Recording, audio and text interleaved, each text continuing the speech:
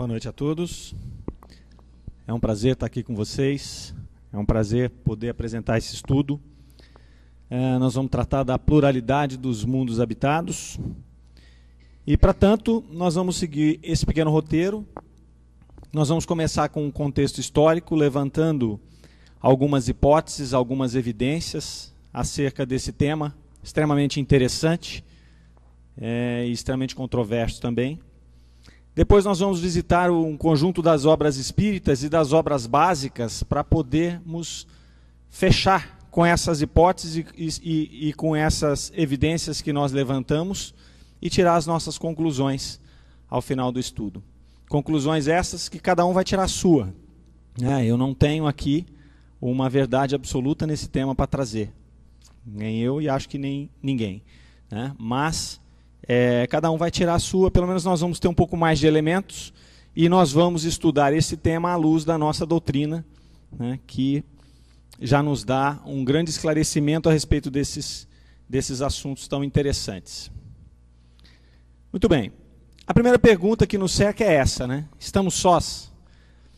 Acho que desde que o ser humano se deu conta do seu tamanho, do tamanho do ambiente em que ele estava inserido, que ele começa a olhar para o céu, começa a ver as estrelas, ele começa a se questionar se estamos sós. Isso não está aqui conosco, nesse século, nem nesse milênio. Eu acho que isso vem desde que o homem começa a tomar consciência de si. Essa pergunta já surge. Algumas evidências vão nos atestar a respeito disso. Se a gente olhar essa imagem foi trazida pelo satélite Hubble. Ela é uma imagem da Ursa Maior. E os objetos brilhantes que nós vemos aqui, quase todos eles são galáxias, que se encontram aí entre 5 e 10 bilhões de anos-luz de distância da Terra. E elas aqui estão mostradas em cores e formas naturais. Então vejam o conjunto de galáxias que essa pequena foto nos mostra. Aqui nós vemos uma distribuição espacial de 100 mil galáxias. Nós somos um pontinho aqui, no meio dessa distribuição. E todas essas luzes que nós vemos aqui são galáxias, perfazendo aproximadamente 100 mil galáxias. E o que é que nós vemos ali naquela foto? Estimamos que existam 50 bilhões de galáxias em todo o universo. Elas são predominantemente agrupamentos de estrelas. As maiores contêm algumas centenas ou até milhares de bilhões delas. A nossa galáxia, a Via Láctea, ela tem cerca de 100 a 150 bilhões de estrelas. Atualmente, o número de planetas extrasolares comprovados está em 228. A maioria deles tem órbitas diferentes do planeta Terra, e faz com que os pesquisadores creiam que o nosso sistema planetário seja uma exceção à regra. Mas é muito difícil chegar a essa conclusão. É óbvio que nós, com a nossa arrogância, chegamos a essa conclusão, que nós podemos ser uma exceção à regra e que pode não haver vida em nenhum outro lugar no planeta. Mas o que nós enxergamos é muito pouco. Foi feito um equipamento para ser lançado no espaço e descobrir se havia vida inteligente. Quando eles testaram o equipamento em volta da Terra, o equipamento não detectou vida inteligente na Terra. Então, quer dizer, nós estamos muito longe ainda de chegar a qualquer conclusão nesse sentido. Então, estamos sós? Será que Deus criou esse universo inteiro, esses bilhões de galáxias, e somente um planetinha azul com água foi abençoado para ter vida? Pouquíssimo provável. Pouquíssimo provável. Se nós formos analisar isso à luz desses números que foram apresentados anteriormente, nós vamos ver que é muito provável que haja, às vezes, outros planetas até como o nosso. Probabilidade existe. Mas mesmo que não haja como o nosso, existe a possibilidade também de que hajam outros planetas com outras formas de vida e outras constituições. Isso a gente vai explorar um pouquinho. Falando de algumas evidências. Nós temos evidências de que nós não estamos sós já há muitos anos, há milênios atrás. Vamos explorar algumas delas. Nós temos lá desde pinturas rupestres, moedas antigas, relatos em livros sagrados de várias religiões, todos eles relatam os mesmos acontecimentos que a gente vê relatados nos dias de hoje. De civilizações, né, de visitas, de comunicações. Lá no passado, onde nós vimos essas pinturas rupestres, essas moedas antigas, quais eram essas civilizações que fizeram isso? Né? Elas tiveram influências externas ou não? Né? Vamos explorar um pouquinho isso. Essa pintura rupestre aqui, ó, ela é de 2000 a.C., ela foi encontrada entre a Rússia e a China. Aí acredita-se que esse ser aqui, ó, seja o desenho de um astronauta em traje espacial, né, carregando aqui um artefato intercomunicador qualquer, né, e um disco aqui em cima.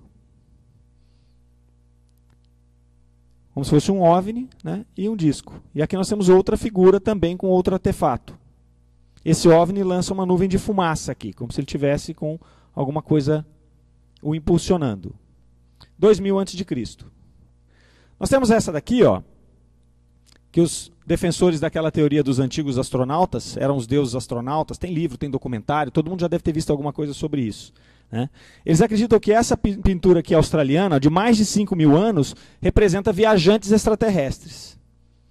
E outra figura aqui, ó, bastante semelhante, do ano de 6.000 a.C., está do outro lado do mundo, na região do Tassili, no deserto do Saara. Então são figuras bastante parecidas. Aqui já está lá em Toro Muerto, no Peru. Esse veio do livro do Von Däniken, do Eric Von Däniken. E acredita-se que é um indivíduo com um traje espacial. E a semelhança dessa figura com outra figura, denominada astronauta, talhado aqui lá na pré-história, foi encontrada em Capo di Ponte, na Itália. É bastante interessante a semelhança entre essas duas figuras, separadas pelo tempo e separadas pelo espaço. Também representam um ser com alguma coisa aqui, parecido com um capacete. Isso aqui é tirado do Antigo Egito. Então aqui nós temos imagens bastante nítidas do que seriam naves. Aqui algo muito parecido com um helicóptero, aqui um disco voador, aqui já algo entre um disco voador e um avião. Aqui a gente pode imaginar que também tem um avião. Essa outra, lá da área dos maias, dos incas, ali daquela região, nós temos o que representa ser um indivíduo como que pilotando uma nave. Né? Pilotando uma nave espacial aqui. Se a gente for até o Peru, nós vamos ver as linhas de Nazca. Essas linhas de Nazca são até hoje um enigma arqueológico. Elas estão espalhadas por 900 quilômetros quadrados de área. Foram feitas de 200 a 800, 200 antes de Cristo a 800 depois de Cristo. Essas figuras que nós estamos vendo aqui, elas podem ser vistas a 300 metros de altitude. Agora, elas seriam vistas por quem? Para quem foram feitas essas figuras? Que só são vistas nitidamente a mais de 300 metros de altitude. Quem fez essas figuras? E o mais interessante, como fizeram essas figuras? Se eles não tinham como subir, porque não tinha nenhum instrumento que subisse, como é que eles saberiam a dimensão para se colocar essas figuras todas? Essa é uma imagem, deixa eu ver se não pulou nada, não. Essa é uma imagem dessa região vista do satélite. Então aqui a gente vê algo que parece um campo de pouso aqui. Né? Parecem pistas de pouso, e o interessante, cada uma dessas figuras representa um animal. Então a gente vê lá aqui um pássaro, aqui uma aranha, e todas elas apresentam uma situação comum, que é este espaço aqui. Então aqui no pássaro nós vemos na área do bico, na aranha numa das pernas. É como se fosse uma pista de pouso. Como se esse elemento aqui estivesse balizando algo que viesse de cima e ele fosse pousar nessa parte aqui. Então nós temos o macaco, o desenho do macaco, aqui a parte de novo. Aí nós temos esse desenho que parece um cachorro, um coiote, aqui a pista de novo. Esse é o desenho denominado elastronauta. Ele fica antes das linhas de Nazca. Então é como se ele estivesse saudando, né, alguém que chegasse. Então isso é numa montanha. Eles desenharam esse astronauta aqui, esse desenho, esse indivíduo aí que parece um astronauta, né? Um astronauta, um macaco, sei lá o quê. Mas olha o tamanho disso. Outra figura enigmática é esse candelabro, o candelabro de Paracas, que também está antes dessa região. Ele tem 183 metros de altura, tem 3 metros de largura e 1,20 de profundidade. Pode ser visto a 20 quilômetros de distância. E até hoje ninguém descobriu a origem desse desenho. Imagina entalhar isso aqui numa rocha, com instrumentos há milhares de anos atrás. É no mínimo interessante, né? Como fizeram isso. Depois nós temos ainda as linhas de Palpa. 3.000 anos, elas são colossais, também desenhadas em montanha e extremamente complexas. Não se sabe aí também como é que foram desenhadas essas figuras, essas linhas de Palpa. Nessa mesma linha de raciocínio, uma das civilizações mais enigmáticas que nós encontramos são os egípcios. Eles começaram a construir pirâmide e essas construções duraram 1 milênio. Elas foram de 2630 até 1640, antes de Cristo, as duas. Esse legado de pirâmides começa lá nas mastabas. Elas foram até o final da segunda dinastia e, na verdade, elas não passavam de câmaras funerárias profundas e com estrutura baixa.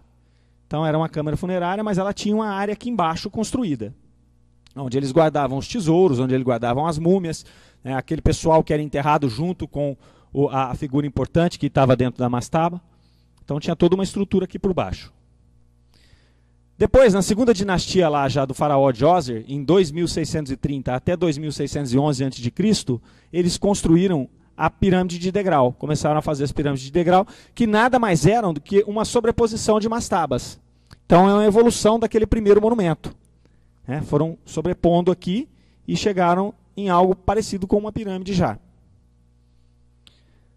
Depois, já na quarta dinastia, já em Snefru, 2575 a 2551 a.C., existe uma redução aqui do meio para cima da construção e ela já se parece mais com uma pirâmide.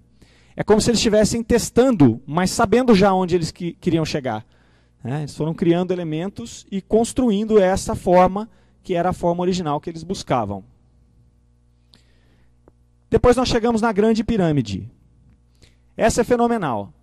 Foi feita em 2550 a.C., em Gizé. Ela tem 145 metros de altura, pesa 6 milhões de toneladas. Foram usados 2 milhões de blocos para erguer essa pirâmide. E ela foi a maior estrutura já feita pelos seres humanos até o século XIX. Então imagina construir isso no meio do deserto. Talvez não fosse deserto lá naquela época, né? Mas construir uma estrutura dessa, que seria a maior até o século XIX. Deve ter sido fácil fazer, né? Estima-se que levaram 20 anos para fazer. Foram usados 100 mil homens na construção desta pirâmide. Para que isso ocorra, seria necessário que tivesse sido colocada uma pedra a cada 3 minutos para que ocorresse em 20 anos. Mas a pedreira estava perto. Isso tirou lá da pedreira de Assuã, que estava a 800 quilômetros de distância. Coisa básica. Os blocos eram leves para carregar 800 quilômetros. 2,5 toneladas por bloco. Como é que esses caras fizeram isso? Não para por aí. A localização das pirâmides, elas têm as faces alinhadas exatamente para os pontos cardeais e elas estão exatamente no centro da Terra, alinhadas também ao cinturão de Órion. Então, se você vê as 3 pirâmides, você vai ver o cinturão de Órion e elas estão devidamente alinhadas. Como é que esses caras fizeram isso? Muito bem. Mas não para por aí. Outra civilização, até mais antiga que essa, foi descoberta ali no Paquistão, no Vale do Indo, ali onde é o Paquistão e a Índia, ali naquela região conflituosa, e é a região de Mohenjo-Daro. Essa cidade de Mohenjo-Daro, essa região aqui, ela foi construída aproximadamente 4.000 a.C. Ela já apresentava ruas de 10 metros de largura, então eram avenidas. Ela já tinha palácios de 3 andares naquela época. Eles usavam tijolos, como os nossos aqui, de barro cozido. e eles já tinham água corrente, tubulações e fossas. 4.000 anos antes de Cristo. Ainda nessa região tem algumas coisas interessantes. Existe um local lá chamado Colina dos Mortos. É um local que apresenta muita radioatividade. E ali existe um local onde tem esqueletos ali com traços de carbonização e calcinação, de vítimas de morte repentina. Nesse lugar aqui encontraram animais com comida na boca ainda, que não tinha sido digerida.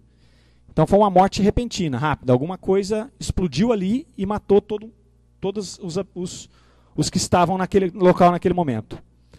Lá tinha gente de todo jeito. Homens, mulheres, crianças, civis, animais, nessa região.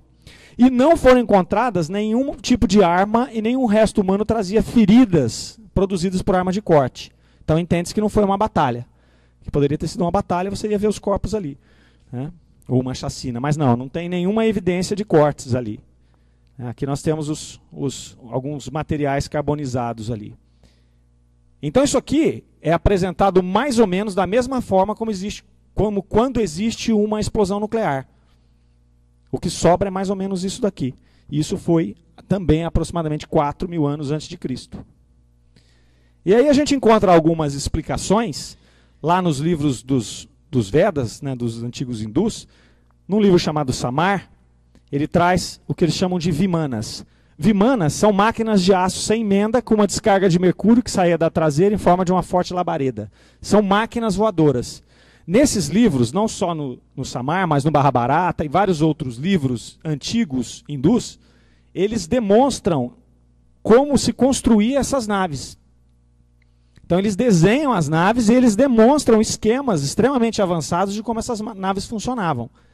Num outro livro chamado Vyamanika Sastra, ele fala como que se pilota os Vimanas, precauções de voo, como voar com energia solar. Isso há 4, 5 mil anos antes de Cristo. Então são coisas extremamente interessantes. Se você vê os desenhos, se você vê os esquemas, se você for na internet olhar isso, tem várias informações a respeito. E você vai ver esquemas interessantes, eles desenhando como funciona. Essa parte aqui falando como é que pilotava a nave, como é que ela fazia. E eles falam que essas naves eram usadas em guerras, em batalhas. Então eles ligam aquela região ali, do Vale dos Mortos, com batalhas que possam ter ocorrido com naves desse tipo.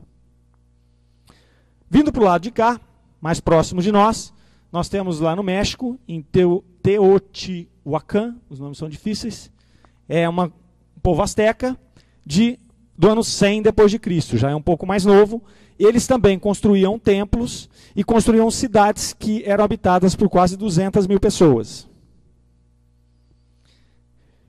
Isso tudo, como eu disse para vocês, é trazido até hoje e a gente vê vários relatos na ufologia contemporânea desses contatos, desses avistamentos, dessas construções, desse tipo de coisa. Então, muito bem. Aí nós paramos para pensar. Algumas considerações. O que eram essas primeiras civilizações? Como elas poderiam ser tão avançadas para construir o que nós demonstramos agora? Seriam elas extraterrestres?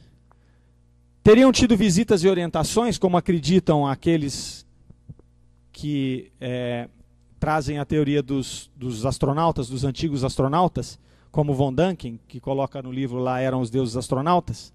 Então eles teriam tido visitas e orientações? Eles tiveram, esses seres, recordações de vidas passadas em outros mundos mais evoluídos e por isso eram evoluídos? Então essas são considerações para a gente pensar. Como eu disse para vocês, a gente não tem as respostas. Cada um formula as suas, não é?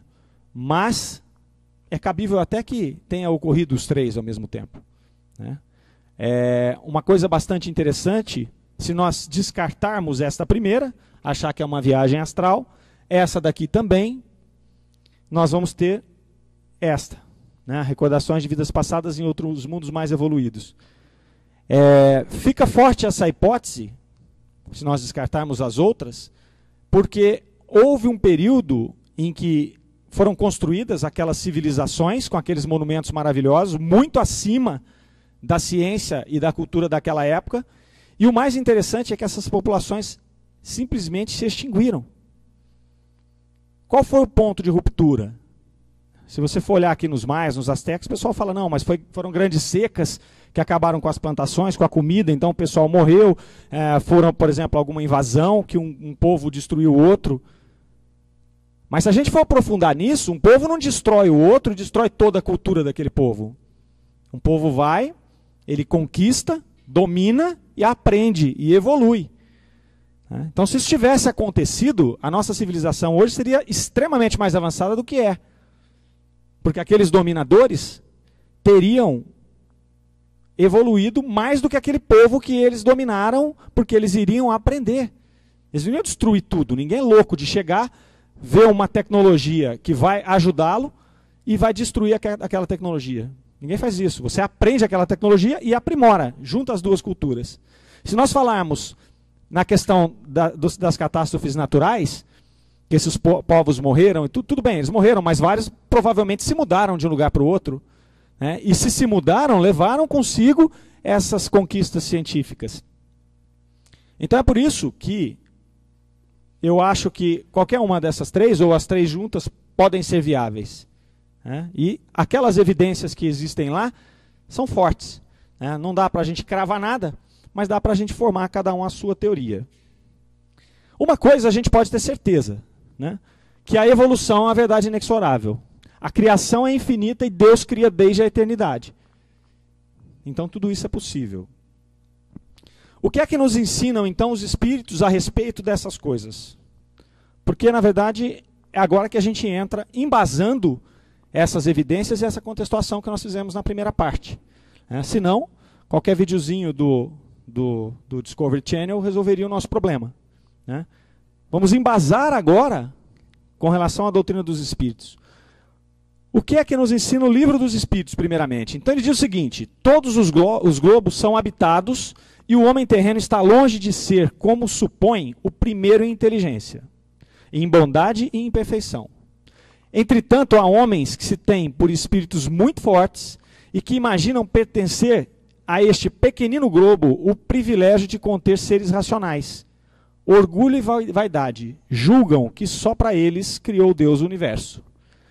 Essa foi a resposta da questão número 55 do Livro dos Espíritos. Já cortando na raiz, né? Já batendo para nós aqui o orgulho e a vaidade como fatores primordiais para que a gente carregue esse pensamento conosco. Na pluralidade dos mundos é confirmada pela revelação dos Espíritos e nós vimos lá, ó, ainda mais hoje, sabemos que podemos entrar em relação com eles e deles obter notícias sobre o seu estado, falando de seres de outros planos, de outros planetas. A respeito da migração de espíritos, eles nos dizem, ela é constante e ela ocorre de acordo com as necessidades individuais, coletivas e com a programação dos benfeitores. Então os espíritos migram entre os mundos seguindo essas necessidades, as individuais. Se eu não estou preparado para continuar nesse mundo que está evoluindo, eu sou endereçado a um outro mundo menos evoluído. Se necessitam de ajuda num mundo menos evoluído, pode-se ir fazendo essa migração para ajudar a coletividade. E sempre com a programação dos benfeitores. E ainda esclarecem como isso acontece. Quando o mundo é diferente, o perispírito se despe dos elementos constitutivos do local de onde saiu e assimila-os do novo lugar. Ou seja, refaz a sua organização. Então, se nós estamos num mundo mais evoluído, já com energias mais sutis, e nós não estamos preparados para continuar naquele mundo, uma vez que ele progrediu e nós nos estacionamos, fomos endereçados a um outro mundo através dessa migração de espíritos. O que é que nós fazemos? Nos despimos desses elementos constitutivos desse mundo que nós estamos mais evoluído e capturamos, assimilamos-os do novo lugar que nós chegamos. Então eles nos dizem que sim, que existe a migração, que ela ocorre, por que ela ocorre e como ela ocorre. Então está tudo ali, detalhado. Joana de Ângeles, lá no Limiar do Infinito, ela coloca uma observação interessante. Na hipótese de somente 1% dos planetas terem as mesmas condições e idades correspondentes à Terra, teríamos 2 bilhões de planetas em condições que caracterizam o nosso berço de origem.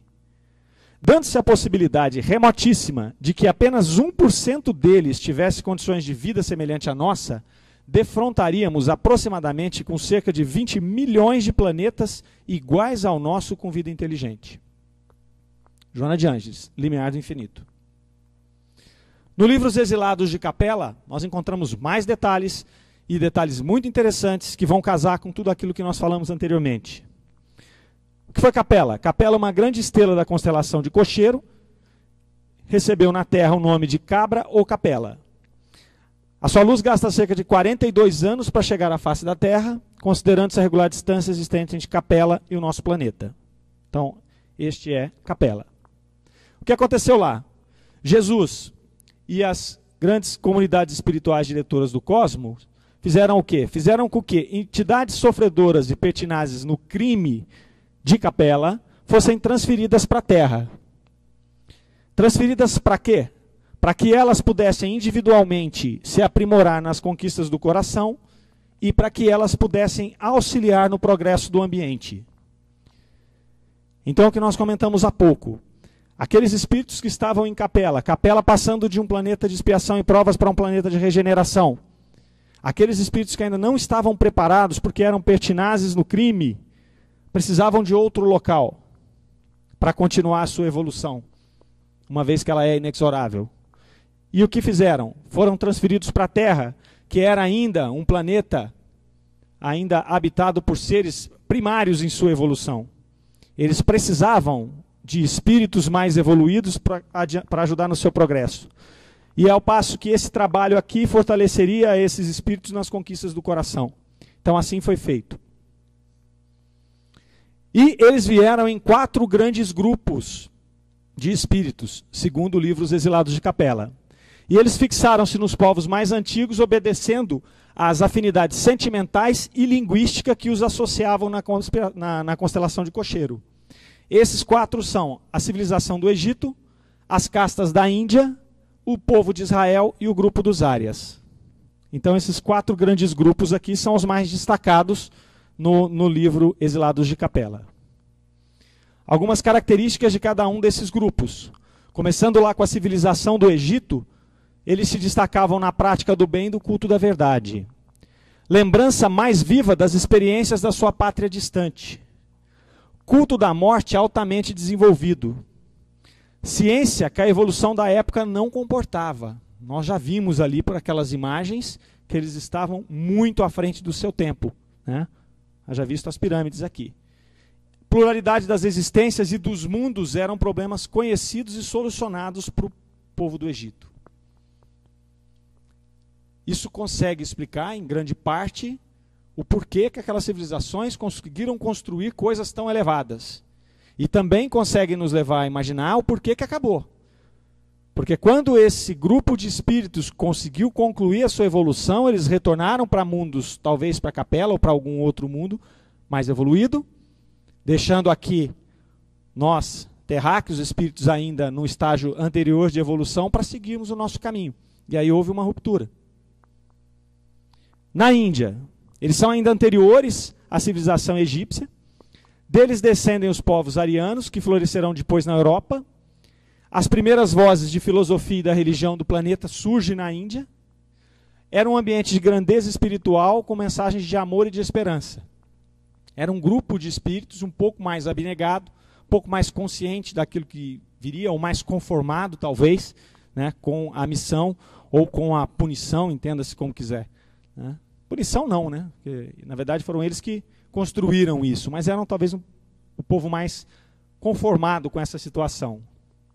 Os árias depois, eles levaram muito séculos para regularizar suas migrações sucessivas. Eles representariam mais tarde os troncos da família indo-europeia. Eles tinham uma revolta íntima muito grande, amargurada e dolorosa contra as determinações da ordem divina. Era um povo mais endurecido. Eles não aceitaram com muita naturalidade o fato de ter que ser transferidos para a terra. E, embora revoltados e endurecidos, eles se confraternizavam com os selvagens. E, por fim, o povo de Israel. Nos conta lá o Exilados de Capela, que essa foi a raça mais forte e homogênea que veio, e que eles mantêm inalterados os seus caracteres até hoje. Eles trazem consigo a fraternidade, a solidariedade, a fé soberana e imorredora. A revelação de um Deus único, Pai de todas as criaturas e providência de todos os seres. É um povo orgulhoso, altivo e exclusivista. Trazem até hoje. Evitam, né, se misturar e tudo mais. Então esse é o povo de Israel.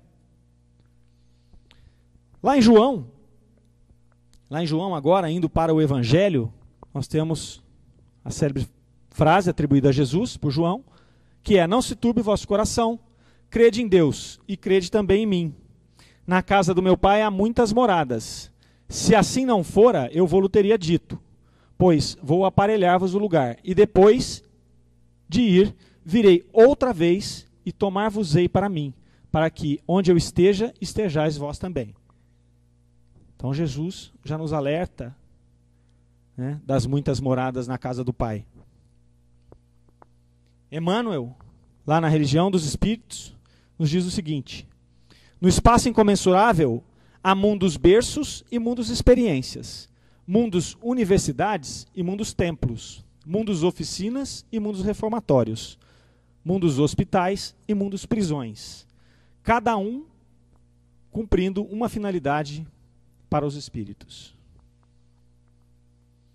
E nos traz as categorias dos mundos. A doutrina espírita nos traz uma categoria dos mundos, baseada desde os mundos primitivos até os mais evoluídos, aonde os primitivos são destinados às primeiras encarnações e experiências da alma humana, os mundos de expiação e prova, onde os espíritos encarnam para progredir na sua evolução, passando por provas e expiações decorrentes do seu processo de aprendizado evolutivo, onde o mal ainda predomina. Depois nós temos os mundos de regeneração, e nesses mundos ainda existe o mal, mas ele não predomina mais. Os espíritos estão sujeitos às provas, mas já adquirem melhores condições e conhecimentos para estabelecerem uma boa base para a sua evolução. Nós estamos aqui, entre um e outro, deixando o mundo de expiação e provas e seguindo para o mundo de regeneração. E é por isso que a gente tem que nos preocupar muito com o nosso processo evolutivo, cada vez mais, para que não aconteça conosco o que aconteceu com aqueles espíritos que foram exilados, de Capela para a Terra. Um dia o Antônio Carlos me falou que o planetão já está pronto lá, já está nos esperando. Entendeu? Então coloquemos as nossas barbas de molho, porque o tempo passa, nós estamos exatamente nesse momento aqui, e em algum momento desta mudança, aqueles que ainda estiverem insistindo no mal, insistindo em não evoluir, podem ser convidados gentilmente, democraticamente, a se mudar para outro planeta. E conviver com aqueles irmãos que ainda estão numa fase primitiva, de transição do mundo primitivo para o mundo de expiação e provas, e nós teríamos algo que pareceria um retrocesso. Não é um retrocesso, porque nós não retrocedemos em nossa evolução, mas é um retrocesso no modo de viver, é um retrocesso no ambiente em que vivemos. Imaginem vocês colocados no mundo primitivo, lá junto com os egípcios, sem banheiro, sem internet, sem WhatsApp, sem carro. Imagine isso. Vai ser dolorido. Vai ser dolorido. E provavelmente não vamos em missão. Porque aí fala, não, eu vou, mas eu vou em missão, eu sou bom pra caramba, eu vou para ajudar, tal, não sei o quê. Normalmente não. Nós vamos lá para ajudar a carregar pedra. Depois, já um pouco mais distante da nossa realidade, nós temos os mundos ditosos ou felizes, e esses, o bem já sobrepuja o mal e a felicidade já predomina. Depois nós chegaremos aos mundos celestes ou divinos. Sim, todos chegaremos. Quanto tempo? Não interessa. Uns chegarão mais cedo, outros chegarão mais tarde, mas todos chegaremos. E nesses mundos celestes, eles são a habitação de espíritos mais evoluídos, onde reina exclusivamente o bem e o conhecimento da verdade. Então essas são as categorias dos mundos. Nós estamos aí do meio para trás do caminho. Já caminhamos um pouco, já temos muita luz na nossa caminhada, então essa luz é que a gente tem que aproveitar. Não é fácil, porque por estarmos ainda no começo da caminhada, estamos ainda ligados à nossa raiz animal, à nossa raiz material ainda, mas nós já temos muitos argumentos, muitas provas, muita luz né? Muita assessoria, então a gente tem que querer seguir em frente.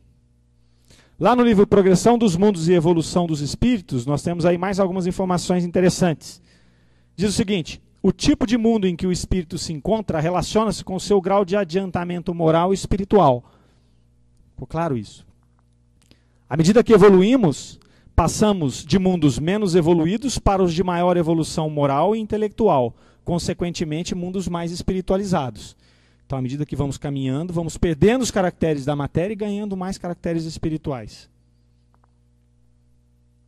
E aí, nós encontramos uma mensagem de Santo Agostinho, muito interessante, que nos diz o seguinte: quem pudesse acompanhar um mundo em suas diferentes fases, desde o instante em que se aglomeram os primeiros átomos destinados a constituí-lo, vê-lo-ia percorrer uma escala incessantemente progressiva, mas de degraus imperceptíveis para cada geração, e a oferecer a seus habitantes uma morada cada vez mais agradável, à medida que eles próprios avançam na senda do progresso. Marcham assim paralelamente o progresso do homem, o dos animais, seus auxiliares, o dos vegetais e o da habitação, porquanto nada em a natureza permanece estacionário. A evolução é constante. Nós somos condenados a evoluir. Eu já falei isso mais de 1 milhão de vezes. Eu acho que eu falo isso muitas vezes para me convencer disso. E assim os mundos. E os mundos vão evoluindo. Nós ainda temos o livre-arbítrio e podemos resolver não evoluir. Eu posso chegar agora e falar: não, eu não quero evoluir nessa encarnação. Não tem força no mundo que vai mudar o meu livre-arbítrio. Depende de nós. Mas o mundo, ele vai continuar evoluindo. O nosso planeta vai continuar evoluindo. Os outros homens que já enxergaram além vão continuar evoluindo. Os animais, os vegetais, a habitação vai continuar evoluindo. E se ficarmos estacionados, uma hora não serviremos para esse mundo. Simples assim. Quais as consequências dessa história toda? A lei da evolução é intimamente relacionada à lei de causa e efeito e à lei da reencarnação, sendo essencial o entendimento das 3 leis para a compreensão do todo. O que falamos agora? A lei da evolução, ela não é discutida. A lei de causa e efeito nos é dada através do nosso livre-arbítrio. O que eu faço, eu vou ter que me sujeitar aos efeitos. E a lei da reencarnação regula tudo. Vamos reencarnando, reencarnando, reencarnando, reencarnando, até o dia que não servirmos mais para cá, vamos reencarnar em outro lugar. Está tudo certo, tudo tranquilo.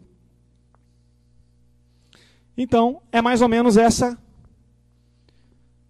representação em figuras, né? Então você vê os mundos menos evoluídos aqui, mais densos, passando aqui menos evoluídos, né? Passando para mundos mais evoluídos, né? Sendo aqui os estágios evolutivos do espírito e o estágio evolutivo dos mundos, dos mais densos para os mais sutis, e a mesma coisa dos espíritos, né? Também dos mais densos para os mais sutis. E quem é que controla isso tudo é a reencarnação aqui, que vai nos dando experiência após experiência, tentativa após tentativa, chance após chance, para que a gente faça esse processo. Novamente, uns mais rápidos, outros mais lentos. Lá em Urânia, finalizando aqui o nosso estudo, nós temos uma frase de Flammarion, também muito interessante, que ela nos diz o seguinte: o progresso elevou lentamente as almas. A natureza está em incessante progresso. O universo é perpétuo futuro. A ascensão é a lei suprema. A Terra é o satélite de uma estrela, presentemente e também no futuro. Somos cidadãos do céu, saibamo-lo ou ignoremo-lo. Em realidade, vivemos nas estrelas. Então é isso, senhores. Esse é o estudo de hoje. Espero que vocês possam refletir e que nós possamos dar sequência na nossa caminhada evolutiva a passos firmes. Não precisamos correr, mas precisamos seguir em passos firmes. Obrigado.